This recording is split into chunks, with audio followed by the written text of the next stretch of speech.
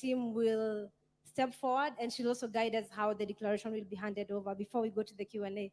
Thank you so much.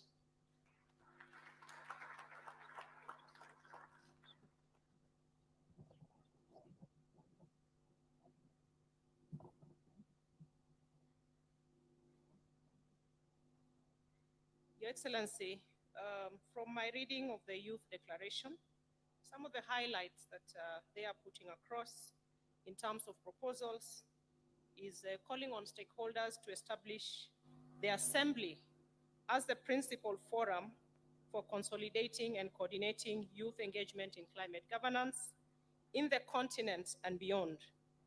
Number 2 is for stakeholders to accelerate the establishment of a global green bank and ensure that the African youth, African children, as well as their interests are well represented in the bank. Number 3 is for stakeholders to lobby for the establishment of a United Nations Youth Office in line with the UN General Assembly resolution, and that the Youth Office be domiciled in Africa, given that a majority of young people in the world live in Africa. And number 4, for stakeholders to institutionalize youth participation in climate-related decision-making, both at continental and national forum, to facilitate youth contribution to the Continental Climate Change Action Agenda. Your Excellency, that is what some of the issues that the youth are fronting for us to carry forward for them. And with that, ladies and gentlemen, I wish to invite His Excellency, the President of the Republic of Kenya, Dr. William Ruto, to be upstanding and receive the declaration from the young people.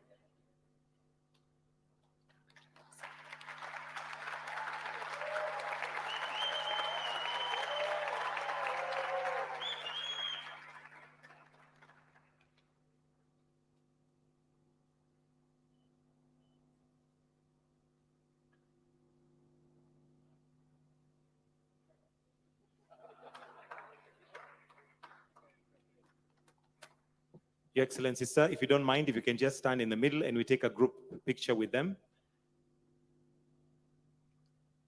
Rare moments these are.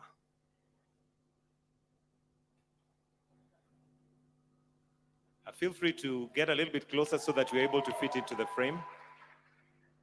There you go.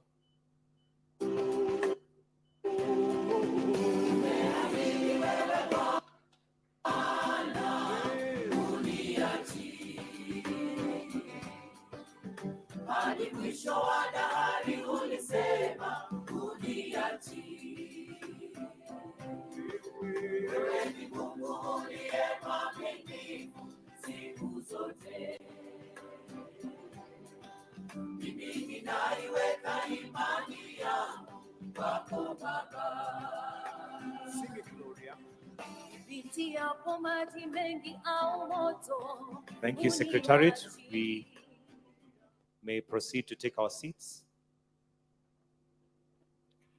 And before we move to the next part of the program, Your Excellency, I'd like to now invite Nikita Kering. Nikita is popularly known as Nikita, is a Kenyan musician, an actress, but has written a song specifically on climate. So why don't we put our hands together as we welcome the gorgeous Nikita. Welcome.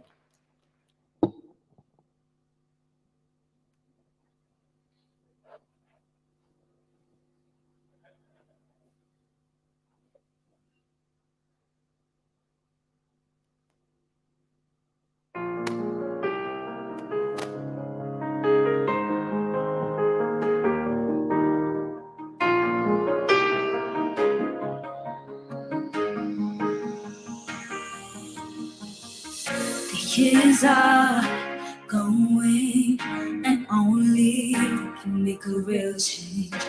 We rely on nature, let us give back. It is not too late to stop.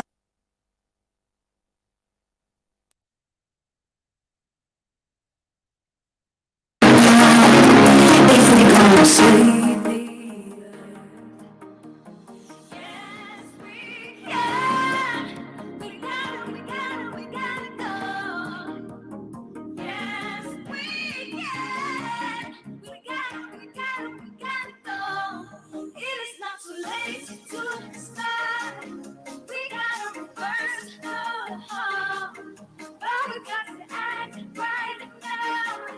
If we're gonna save the earth, tell somebody you know.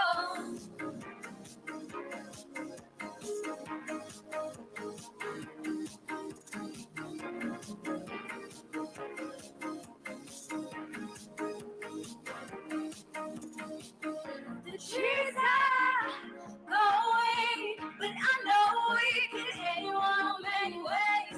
Our future's on us now. See me now, when you see 6 It is not too late to start. We gotta reverse the harm, but we got to act right now. If we gonna save the earth, yes we can. We gotta go. Yes we can. We gotta go. It is not too late to start. We gotta reverse the harm, but we got to act right now. If we're gonna save the earth, tell somebody you know.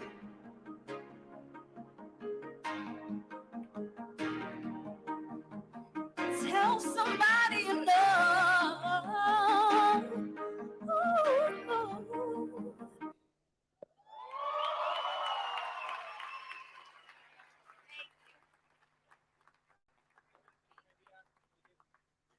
Thank you. Thank you very much, Nikita Kering. Let's give her one more round of applause. Wonderful. Wonderful. His Excellency, the President of Kenya, made a commitment on Friday and said that he would come and interact with the youth and answer questions. So we don't want to take too much time, but get into that session. So at this point, allow me, Your Excellency, to bring in Elizabeth Wadhuti, who's going to moderate this session, to open up the floor, and we move to the question session. Elizabeth.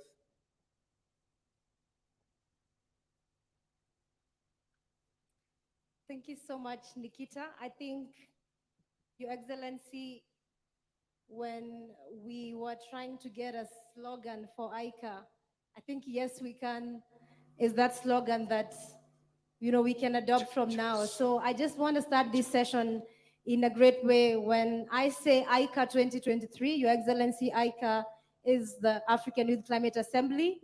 We say yes we can, okay? ICA 2023. ICA 2023. Thank you so much. Your Excellency, I'll go into the Q&A session, and I must acknowledge and first appreciate your presence today and the fact that you promised and you fulfilled your promise of coming to engage with young people across our continent. And when you mentioned this, we did gather a very huge number of questions from our young people across the continent, and we were able to also pick a few of them that will be answered in this session. And also, we know that if you have some more time, we'll be able to pick more questions from the audience as well. So I will want to begin with the first question. We've received questions from all over Africa. And the first question is from Lesotho in the house. We have Molay, wherever you are. I'll kindly request you to take the mic and pick the first question. Hello. Good afternoon, everybody. All protocol observed. My name is Mudiye Makantiri. I'm from Lesotho and also with the COP28 International Youth Climate Delegate Program. My question for His Excellency today is, in the African context, what would you say are the right ways to spur solutions for rapid economic growth that are embedded in sustainability? Thank you. Thank you so much. We'll take the second question, and then Your Excellency will respond to the first two questions. And the second question is from Kenya. Do we have Ivy in the house? Thank you so much. First of all, Your Excellency, congratulations for hosting the Africa Climate Summit 2023. Indeed, it is the time for Africa.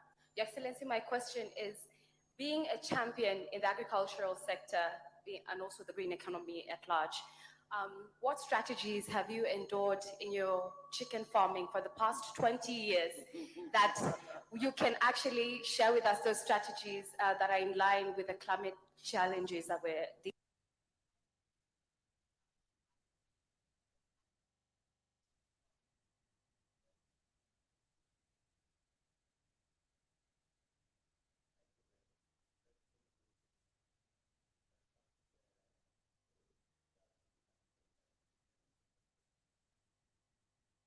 which you did not. But let me say how proud I am that sitting here and listening to you guys and listening to the items that you have spoken to in your declaration, it gives me confidence that the future is secure in your hands. I am truly, truly confident. I am also encouraged that the young people of our continent are stepping forward boldly to say we don't want to be bystanders. We do not want to be attendees of conferences and ushers in places. We want to participate. We have ideas. We have suggestions. We have positions that we can, perspectives that we can present on the one single challenge that faces humanity and that threatens our future. And the young people being the greatest stakeholders of that future, you are rightly in place to make suggestions about this existential threat that affects not just our present, but also threatens our future, where you are the greatest stakeholders.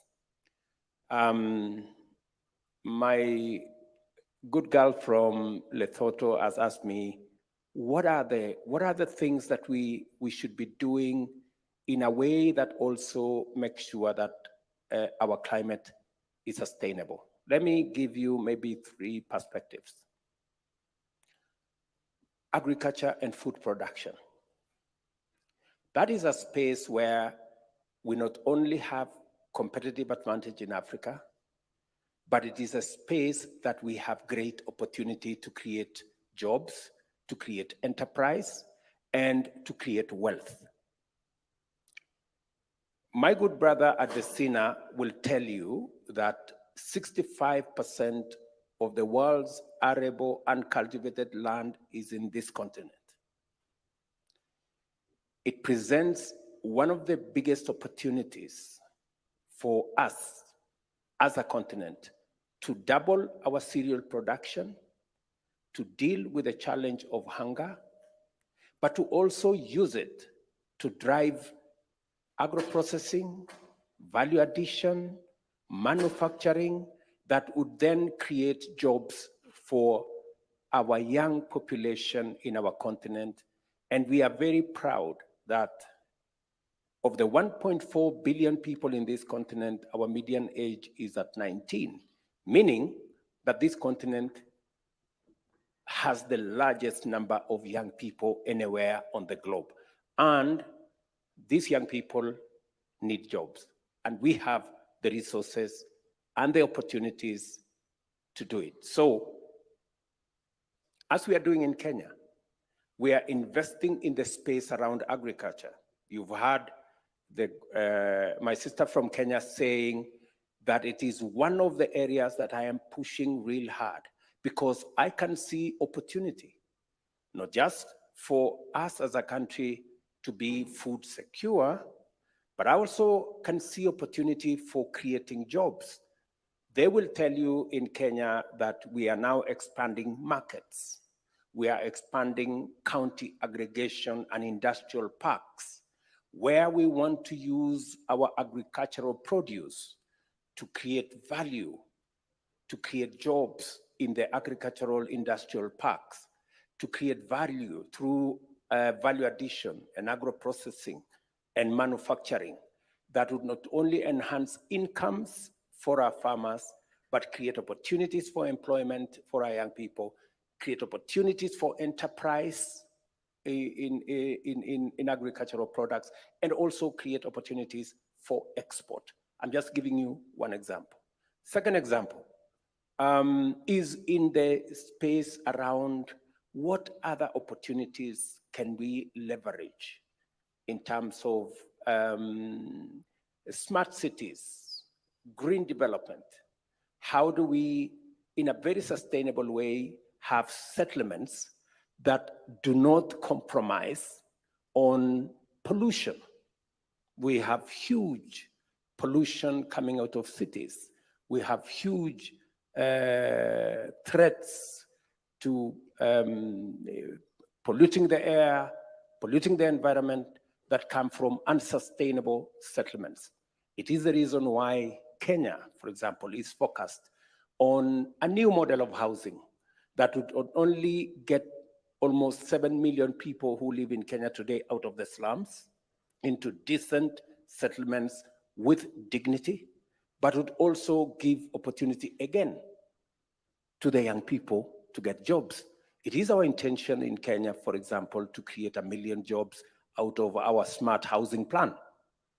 Again, it's how do we have climate smart, climate responsive interventions, even as we solve problem of food security, even as we solve problems of unemployment. How do we do it in a way that respects the environment and gives us an opportunity to combine development, growth, together with a livable globe? So that is what I would suggest going forward. I can give you another 2 examples, but I think I'll take a lot of time. Let me leave that there. Let me come back to chicken. My passion. And I remember Bill Gates, one of the richest people on earth, said the best way to deal with poverty is chicken farming. That's Bill Gates. Yeah, so I want you to listen to that carefully. And in that space, you have an opportunity in the whole farming arena. I have listened to Adesina many times, and he says the next billionaires will be billionaires around farming. I've heard you say that, Adesina. Have you changed your mind? No, it's true. It's true.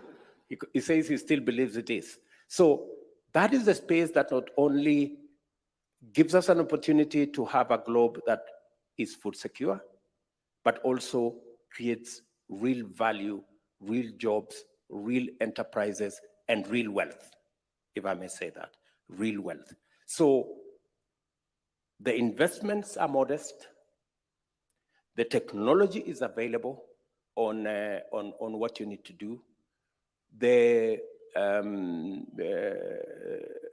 raw materials are local, and the technology, including know-how, is also local. Chicken farming is not something new. It's been here for us for decades. And the markets are also available. In fact, chicken is the cheapest source of protein. So if you're looking for the cheapest source of protein, do chicken farming. And if you're looking at sustainability, that you need to get the easiest, the cheapest route to making sure that we have the proteins to support our growth. And in any case, let me conclude by saying 25% of the world's labor force will come from the African continent by 2030. 40% of the world's workforce will come from the African continent by 2050. That world labor force has to be healthy and fed. And that is why chicken farming is central to us providing cheap proteins, healthy living for the future labor force, and that is the young people of our continent.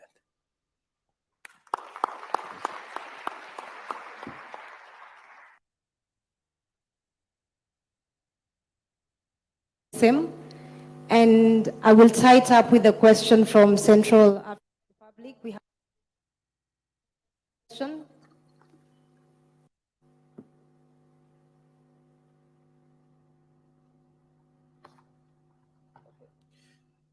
Bonjour, Monsieur le Président, et merci pour ce que vous faites pour les jeunes africains. Alors, ma question est la suivante. D'abord, mon nom c'est Dédi Roland Olivier, je viens de la Côte d'Ivoire, je suis délégué ivoirien et j'ai été sélectionné pour participer à cette conférence.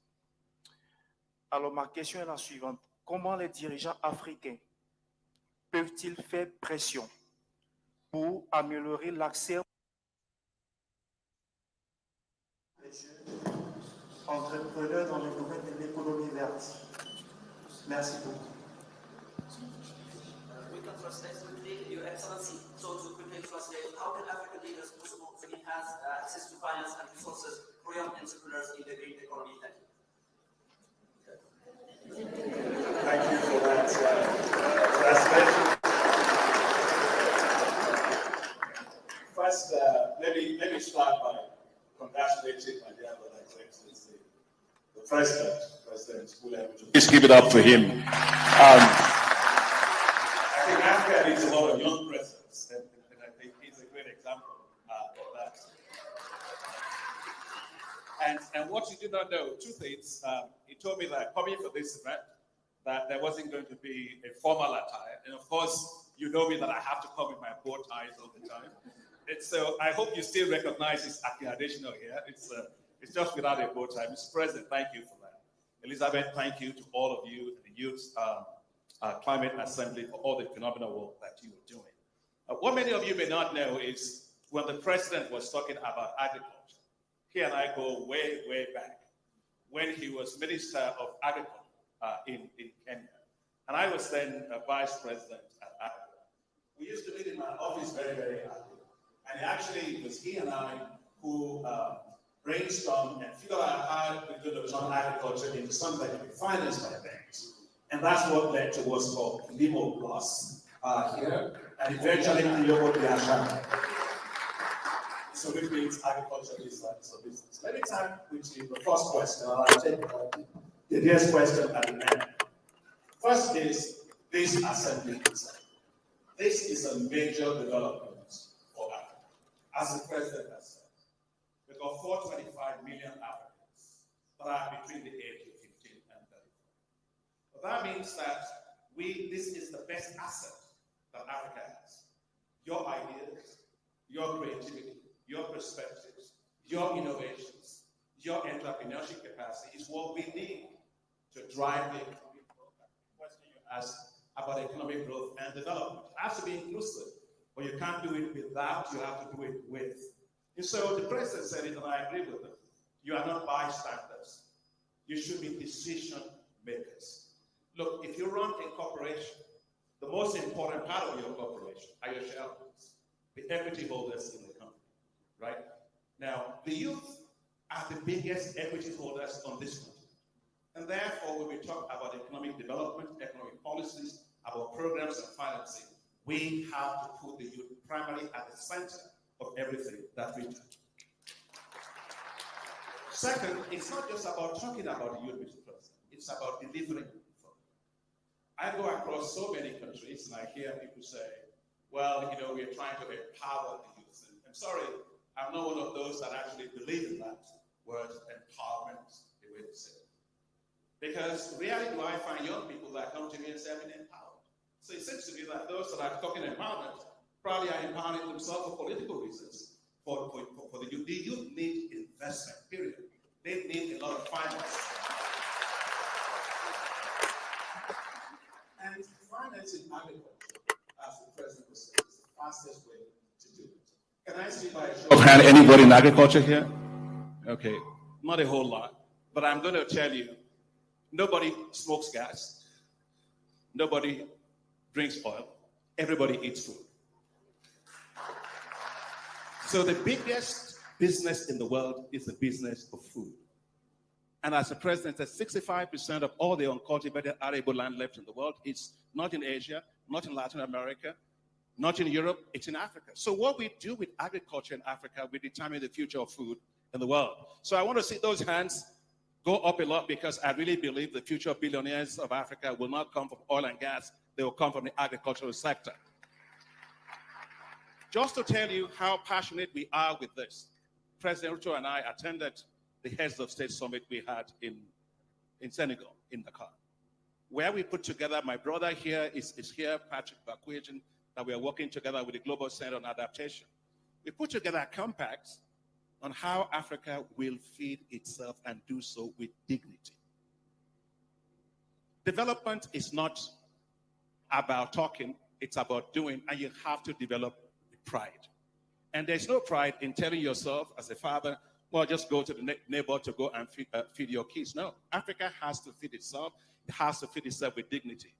Within 3 days, we have, I think, we have 34 heads of state and government there. 34 heads of state. President Ruto was there. We were able to mobilize $72 billion to support food and agricultural development compact that will make Africa fully unlock the full potential of its agriculture. And that is what's going to power our economy forward, transform our rural areas, give our youth quite a lot of jobs, and so on. I also want to say something about the issue of energy. And I thought we were going to come back into that, because the question was about what are those areas that can power the economy. God is good to Africa. God loves Africa. Can I hear amen somewhere? Amen. Amen. We got sunlight. 11 terawatts of sunlight. The largest in the world, 60% in the world. We have hydro. We have geothermal right here. You're doing a fantastic job, Mr. President, on geothermal right here. And we also have wind. So we have to turn that into energy to power ourselves. You know, energy is like is the backbone of your body. If you have it, you can stand straight. If you don't have it, you can't stand straight. You've got to really make sure that we power Africa. And that's why for us at the African Development Bank, we put in $25 billion to make sure Africa can fully power itself.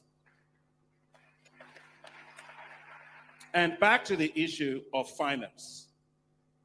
I'm a banker. When you go to a bank and you're trying to look for finance as a young people, what do you hear? What do they tell you? Can somebody say something? Collateral, risk. They look at the young people and they think they're risky. No. The biggest risk on this continent is not investing in the youth. That's the biggest risk. And so what we have to do is take our financing, our financial ecosystem, and make sure that we use them to support our youth.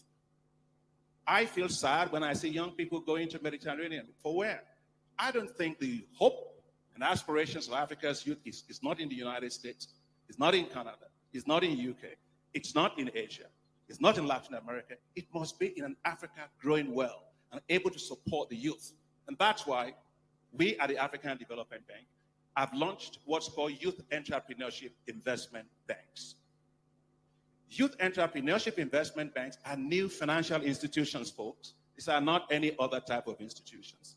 They will create a new financial ecosystem around the businesses of the youth. And Mr. President, they will support them in the life cycle of their businesses. We need to create on this continent youth-based wealth.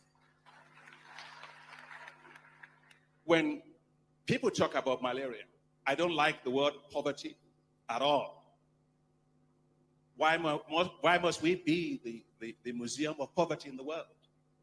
If you have malaria and you go to the hospital and a doctor tells you, well, I'll alleviate your malaria, you better run away. Alleviate malaria, you have to cure malaria. The same thing with poverty. We should get poverty out of our mindset. We need to create a wealthy continent. And that wealth must start with creating wealth for our youth. We must create youth-based wealth on our continent. And Mr. President, I just want to commend you for what you said you were doing about housing. I come into this morning, I saw the president driving in with, your electric vehicle. And also, he's a very innovative president, very creative president, very determined president. When he was telling me about the issue of housing, I told the president, I said, Mr. President, Kenya, when he's long distance racing, Kenyans will win gold, silver, and bronze together. But when it comes to slums, I told Mr. President, why do we have Kibera slum? Why do we have all these slums? And people say, no, we have to upgrade the slum. No, there's no five-star slum. A slum is a slum. And so I want to commend the president for his bold decision to do that. And I say that because it will create jobs, it will support the young people, it will help you to have an economy that's growing well, equitably, and can actually grow faster. So well done, Mr. President. Thank you. Mr. President, thank you very much for coming to my support on this. Housing fund through Parliament, and it was quite something. I'm very happy that people like yourself appreciate what that means. The jobs we'll create, the opportunities we'll create, the enterprises that come with it. You know, many people think of a house as 4 walls and a roof. It's not. They're huge industries that would create doors, that would create windows, that would create, we're going to create millions of enterprises in that space. We're going to employ millions of young people. We're going to get rid of informal settlements. We have 1,410 slums in Kenya. We need to get rid of them. There is no upgrading of any slum. There is no 5-star slum, as you say. And that's what I'm telling the great people of Kenya, that we have an opportunity to transform our country. It's doable, it is feasible, we must get it done. Thank you. Yes, and indeed, the young people and are driving Africa's green growth agenda. And I like what you said, Dr. Adesina, around investing in the young people. And I'll come back to Your Excellency. When you spoke in Paris in front of the Eiffel Tower, you talked about one of the greatest opportunities and one of the major things that the African continent brings to the table. And among the 3 things you mentioned in Paris was the young people. And I want to open this question to Morocco to let us know how we can unlock and make sure that our young people, in line with this, do not have the barriers that exist to enable them to also get into the decision-making places, but to also enable them to navigate the spaces where they can drive Africa's green growth agenda. And in line with Africa's most important resource, the young people, I want to open the next question to Morocco, Sad.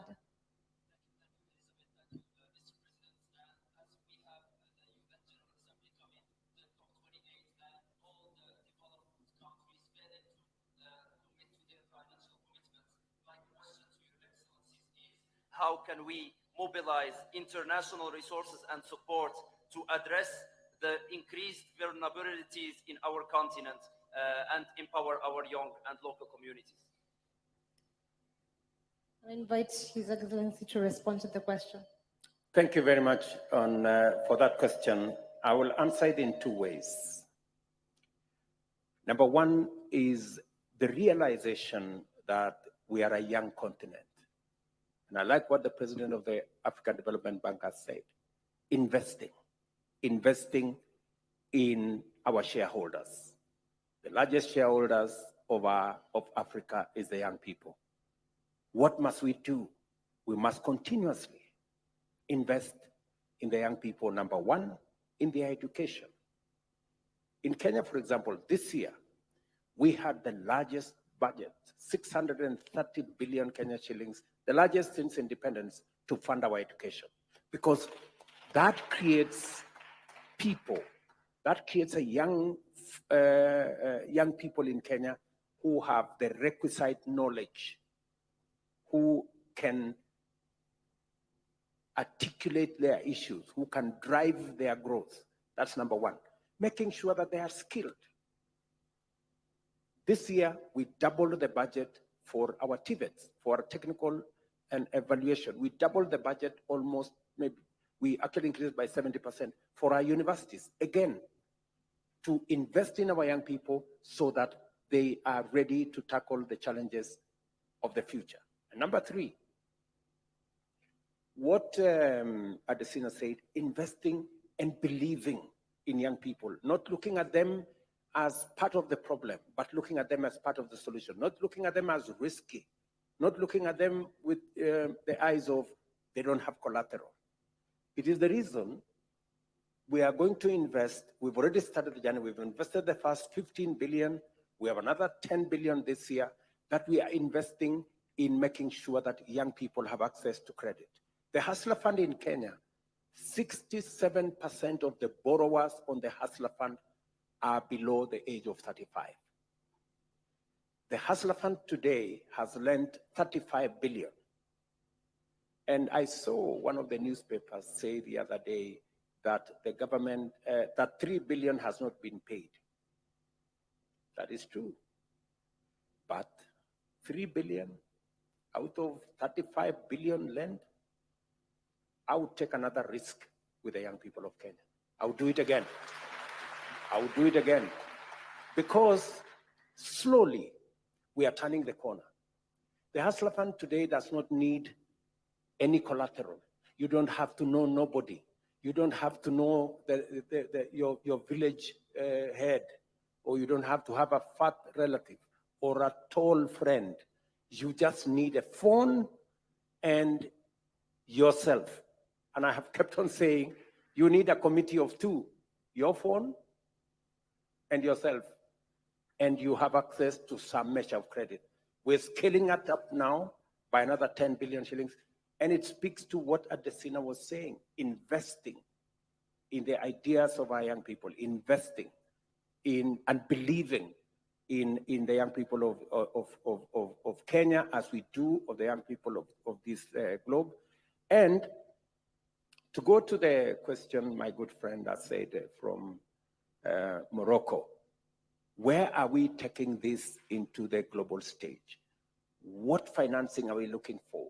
It is the reason why we are saying today, our debt as a continent is in the region of $700 billion.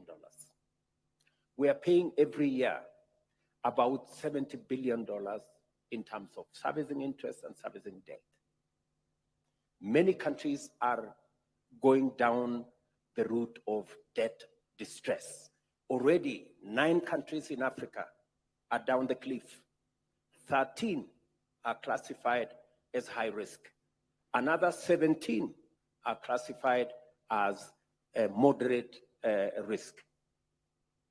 Debt distress is a big juggernaut that is threatening the future of our continent and the future of our development and prosperity.